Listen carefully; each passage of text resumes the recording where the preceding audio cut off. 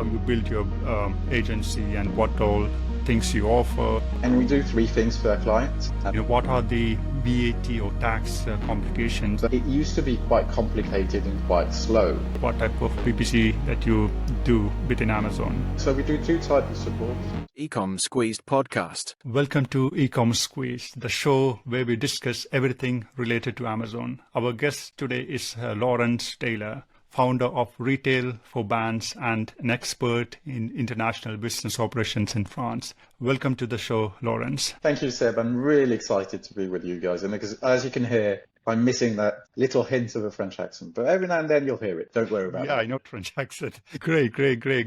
So, let me start by telling about your background, how you built your agency and what all things you offer and, all those kind of stuff, just to give us a background. Thank you very much. So I created Retail for Brands about 5 years ago. The idea was how Amazon was changing the relationship between brands and their retailers, especially with the emergence of retail media.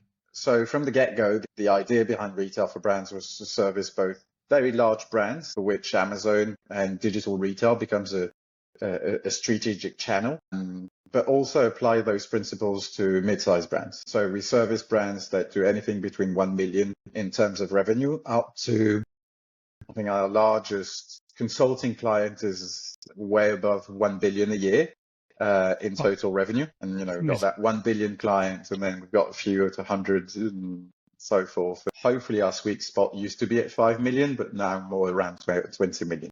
And we do three things for our clients. The first thing that we do is we frame organization, we frame strategies, we support in terms of tools and implementation. This is really the consulting part of our business. And the second part is more the agency work that we do, for which we execute for our clients. And what does that mean? Executing it, it's building content, implementing on Amazon, but also on other digital retailers. We'll come to that, but the French market is much more fragmented than Germany or Italy, for example. And also, obviously, run Amazon ads campaign, both search and DSP.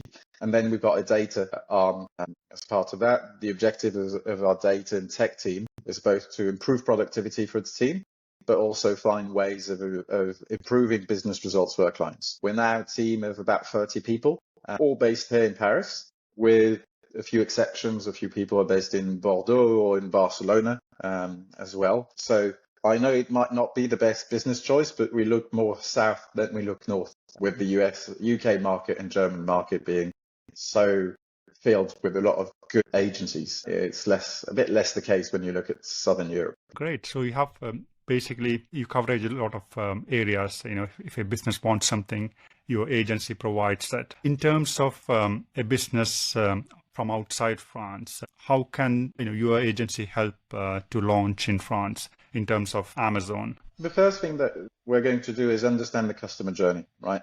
Where do people are buying your products? And France has got this differentiation versus other markets, which is, as I said, it's a very fragmented market. Amazon in France only weighs 80% of the share of digital retail, which is going to vary quite largely depending on the type of products that you're selling. If you're selling toys, Amazon is your go-to platform. You don't really need any more platform. If you're selling beauty, you have to be on Amazon, but you also have to be on Sephora, you have to be on Mariano, you have to be on the flash sales platforms, because it's a very fragmented market and you're only going to attract something like 25% of the market.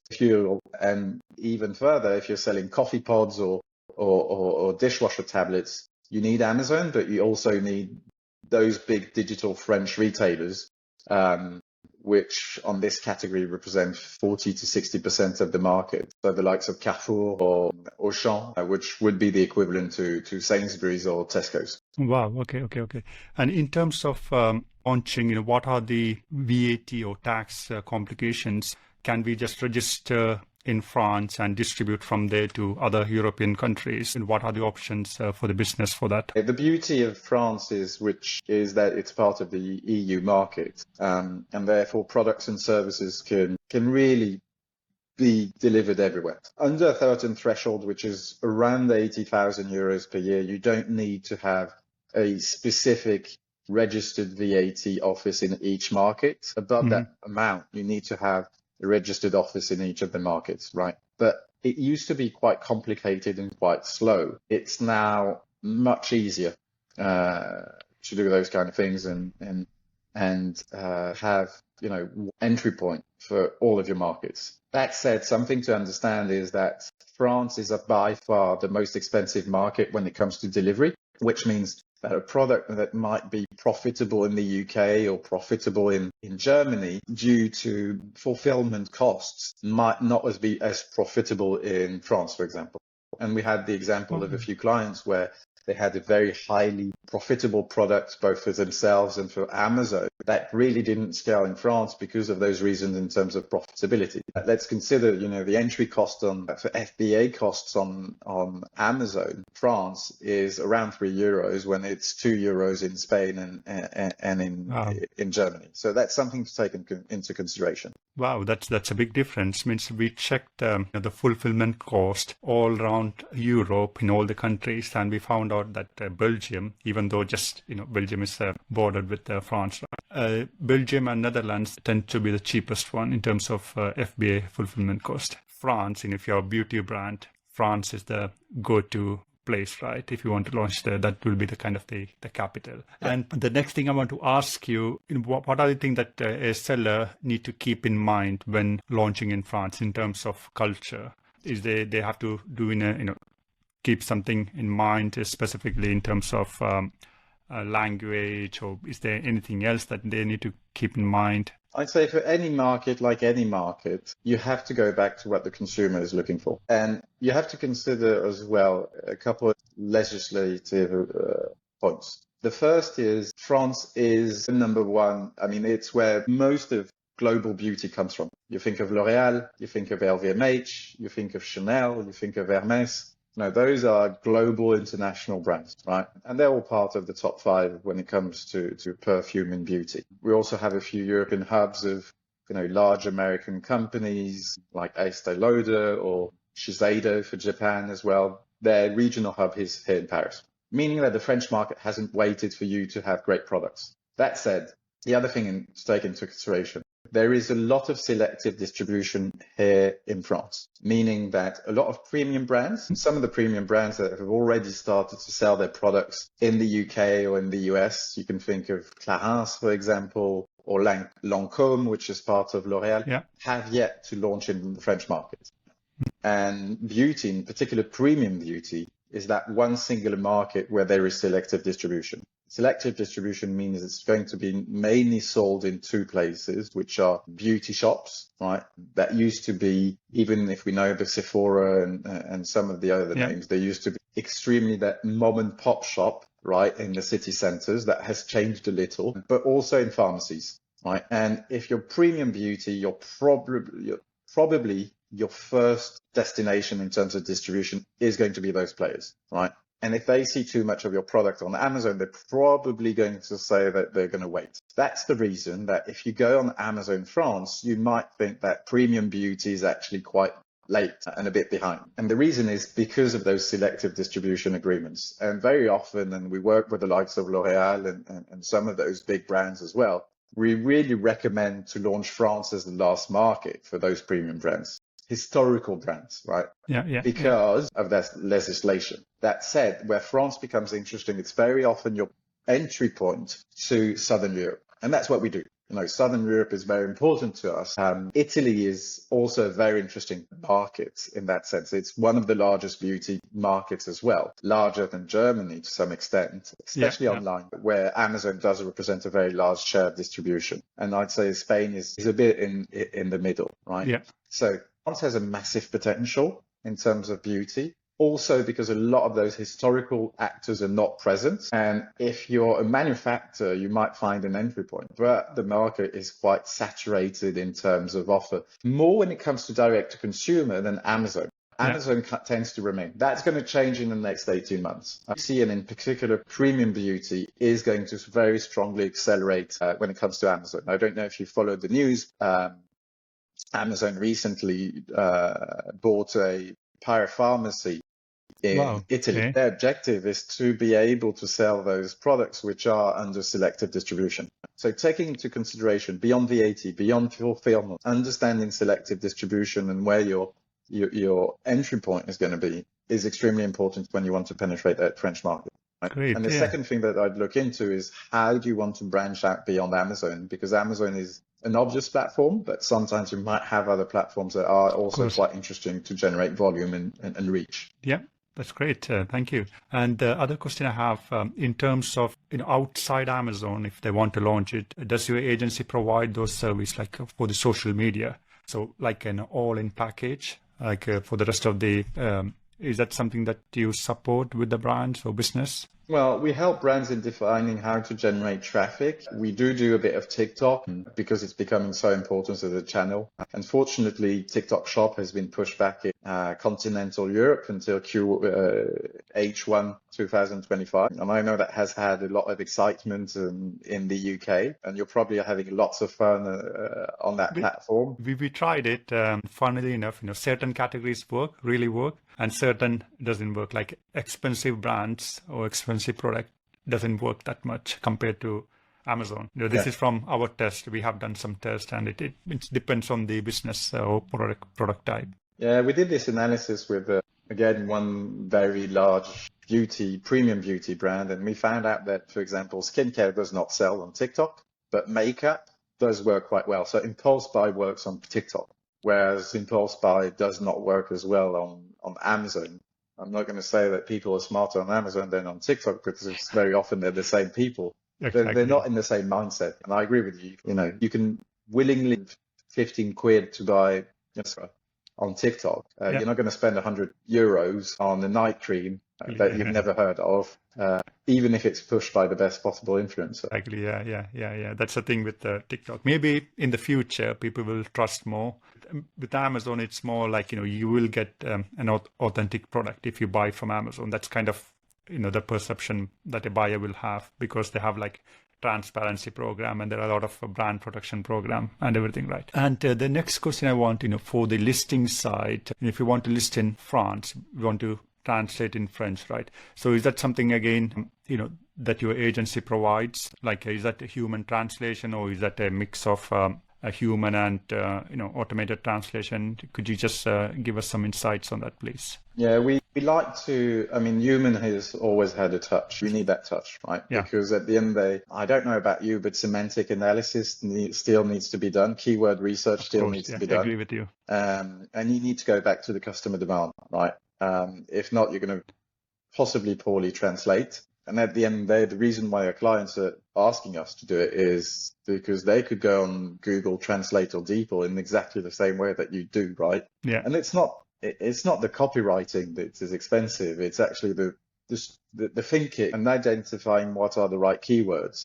And you have to consider also that French takes more characters than English, for example. Mm-hmm. So if you translate like for like, it will probably be a bit longer, right? So if you have 180 characters in your title, that might add up to 210 if you're not careful, right? And you need to do that sanity check as well on the French market. And you might not put as much in the title. You can avoid putting a verb, but in French you do not have sentences without verbs, right? Yeah. So title, you can avoid that, but in your bullet points and in product description, you need to have verbs and make sure that they're relevant enough to the consumer. Great. Regarding A+ content, premium A+ content, is that something, the design side, is that something that you offer as well, I assume, right, as a part of the package? Yeah. So we do it. Let's be honest. I haven't, but I'd like to take your point of view on that. I haven't seen anything that makes A+ premium better than traditional A+. Okay. And sometimes it's a bit of a hassle for limited performance. And I know quite a lot of agencies really like to push A+ premium because they can treble their pricing. Our clients like us for performance, and in performance, there's generating more revenue, but also avoiding any costs. Let's put it that way. Yeah.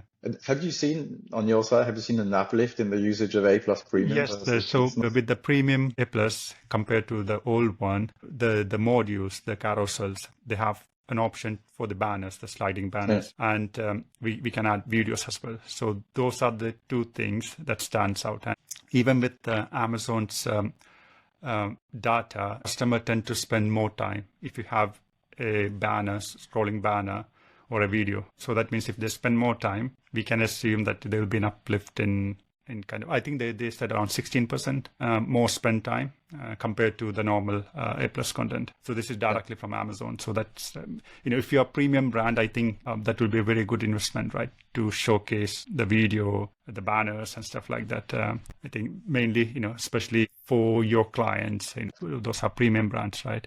I think that will be a good thing. Great. Regarding the other question that I want to ask you regarding is VAT. Yep. Do you know how long it will take for the full process? If I want to launch in France, if I put the application in, what are the bottlenecks like that? Do you have to translate in French? Do you have to have a company? What are the thoughts about that from your experience? France is not going to be very different from any other European market. Brexit has made everything more complicated at one point or another. I'd ask, it depends if your products are truly manufactured in Great Britain, or if they're not. If they're not, you need to ship them directly to Europe rather than avoiding to go through customs in the UK and then through customs again in Europe. And you do need beyond VAT. So for VAT, you need to expect anything from 3 to 6 weeks to get things running. France is a country that does love red tape.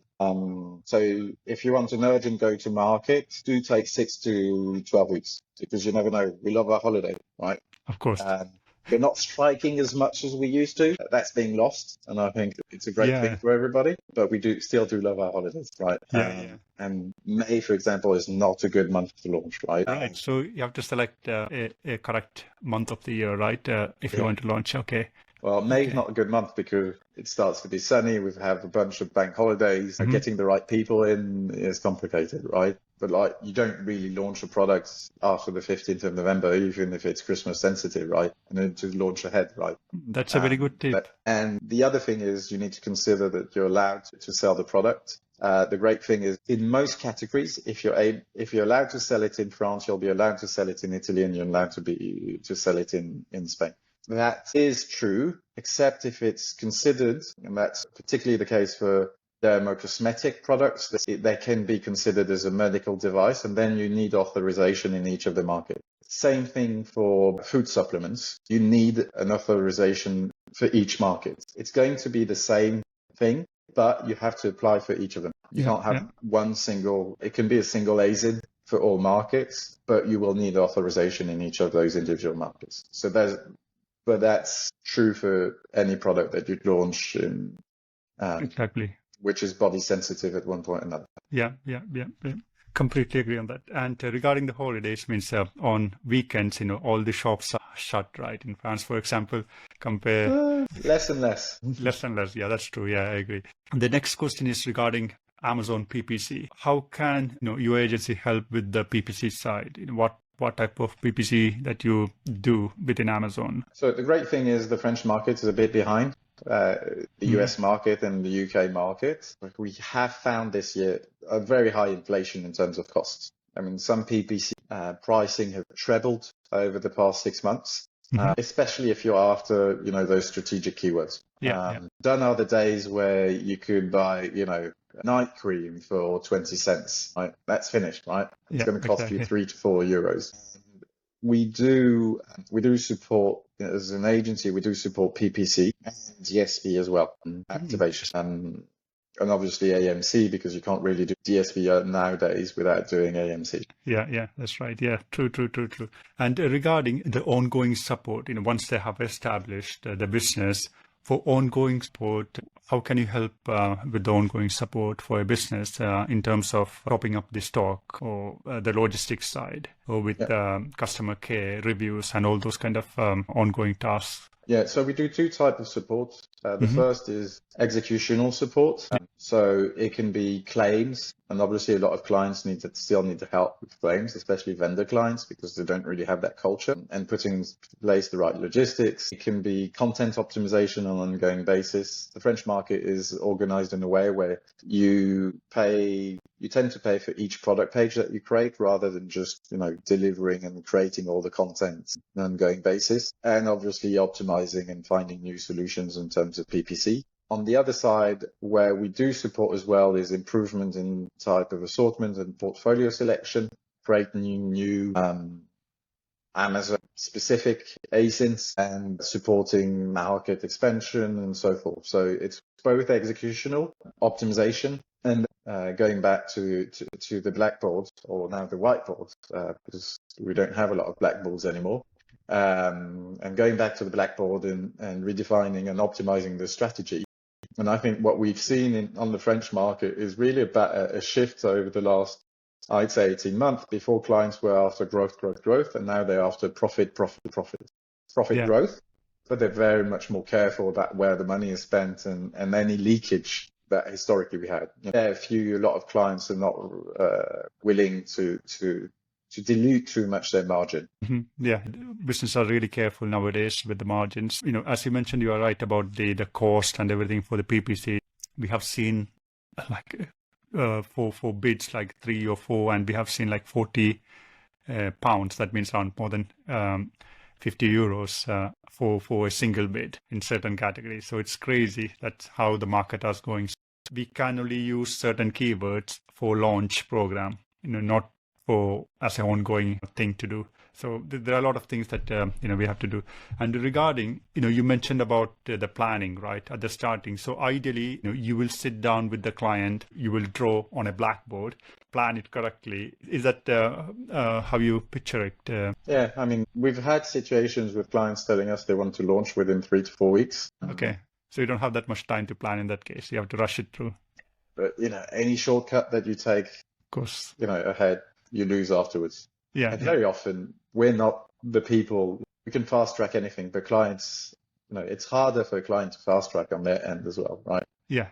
Of course, you've got those, solopreneurs, single entrepreneur business units. They can go faster, but a lot of the companies and brands we work with have, already quite established digital teams. Yeah. And let's put it that way. A French person is a proud person, so they don't really like being told that they don't really know that much about Amazon. And, but you have it in every single market, the UK included, which is there's still lots of Amazon bashing, right? Mm-hmm. I don't very often see those big, large brands going willingly to Amazon. Initially, they tend to say, okay, not really happy about going there. I'll go because my product's already sold. And when they do arrive, sometimes they've lost 2-3 years of opportunity, and you've got, independent brands that are much faster doing things. Yeah. We like to work both with established and independent brands because we like to be challenged and we like to move fast. Right? Yeah, of course. Yeah. And regarding, I assume you also support, seller central customers and vendor central, right? In terms of this split at the moment, how do you split them? What's the split between both of them? Yeah, I'd say because we're on very large clients, we have 70% or 80% of our clients, which are vendor central clients, and 20 to 30%, which are seller central clients. And obviously, there was this fashion of having hybrid approach. Yeah.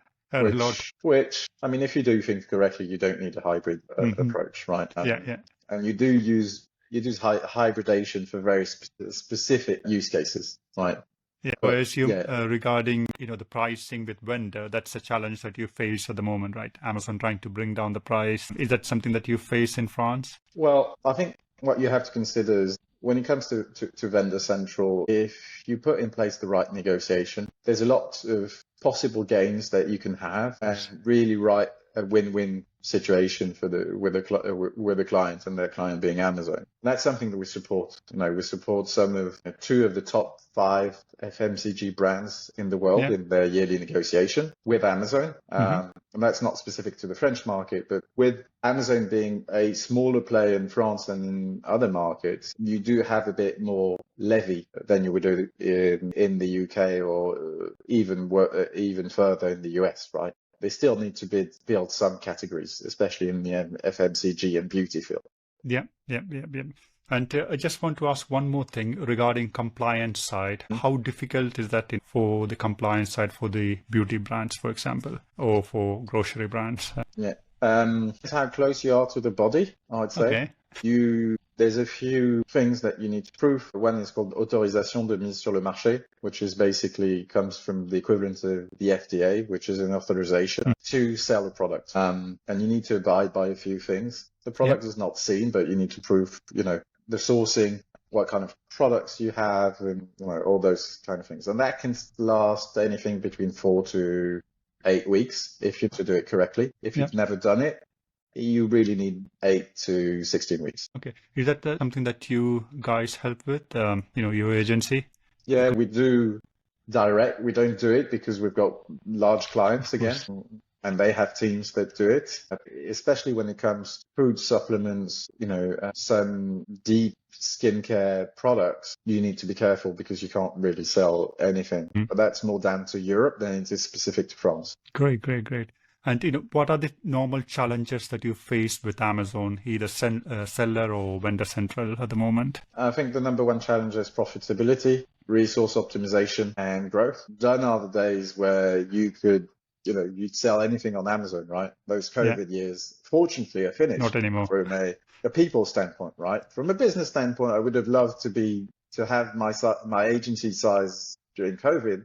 It would have certainly helped, and clients used to love you. So you really need to make sure that I think on Amazon, because you can see, review and record anything all down to the detail, right? Yeah. And when we train, and we have an initial training both to people in-house, and we do provide quite a lot of training. The first thing that I tell people is, once they've signed, everything that can go wrong on Amazon will go wrong eventually at one point or another, right? Agree. And said, that's why we have a business, right?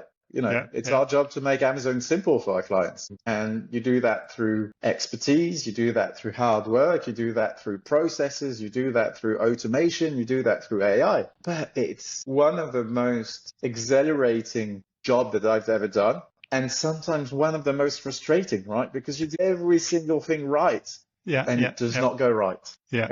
But if you don't do it right, it's not going to work. That's the only thing that I know, right? It's like, some people have this secret recipe, and, we've had great launches, right? And we supported brands that are now number one in the toy category, right? And you redo exactly the same thing and it just falls short, right? But what we do know is what are the rules to mess it up? Because at one point or another, we've all been in a situation where we fucked up, right?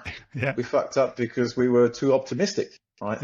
And being too optimistic is very often the number one rule to fuck it up. Because, again, anything that can go wrong on Amazon will go wrong eventually. And it's not a question of sorting it out. It's how fast you can sort it out. And that's why we have agencies, right? Exactly, That's great. And what's your experience with Amazon's customer care?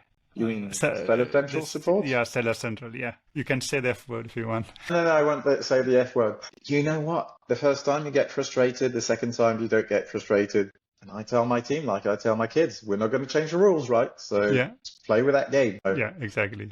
Don't say that Seller Central is messed up. Just play with it and get along, right? And I think even if, all the sellers and all the agencies in Europe, syndicate to get a better Seller Central, we won't get a better Seller Central. It is the way it is. Exactly. You know what? If you compare to other platforms, you do get people on the phone. You do get people that reply, right? I don't know if you've ever worked with Facebook or Google. Compared to them, I agree. I mean, I remember in a former life, I used to work in that social life, right? When your account was hacked, there was no way around it, right? No. Your account was hacked. And I was lucky enough to have a few friends that were in Dublin or in Palo Alto that could, direct me to the right people. But even though, right, if you're Lego, somebody's going to help you quite quickly. But if you're not Lego, nobody's going to help you, right? And it's the same thing with AVSs, those brand specialists. Everybody moans about them, but we've got support, somebody that can go in the system and sort out a few things. Because you don't get that support anymore from vendor managers. That's something they have scaled it down, I assume, with the vendor managers, right? And remember, 2 years ago, Amazon said every single account is going to go pan-EU. I can tell you firsthand from a few very large brands and companies out there that Amazon have radically slowed down on that project. Just for a lack of resource, because you don't manage 5 markets, 5 cultures, 5 customer journeys in the same way that you manage the UK or Germany. It's not the same type of people. International is really exciting, and I've always done international work and multi-market activation, but it's a lot of work. It demands a certain skill set. Of course, for each market, you're right. For each market, it's specific, the journeys are different. You are completely right. I agree with you. Great. That's great. Lawrence, thanks a lot for your time. Really appreciate for all your knowledge, sharing your knowledge and how to launch in France. How can customers find your agencies? I will put a link in the description as well to the website, and the rest of the information Lawrence will tell us now. The best way is to reach out on LinkedIn. And they can try and go on our website. I'd be very happy for them to go on the website, but if they want to, get in touch with us, reach out to me directly on LinkedIn. Great. LinkedIn is my go-to platform. Great. We don't I'll have put TikTok. a link as well for the LinkedIn profile. Yeah, directly my profile. Great. All right. Thanks a lot, Lawrence, for your time. Really appreciate it. Thank you, Seb. It was a pleasure.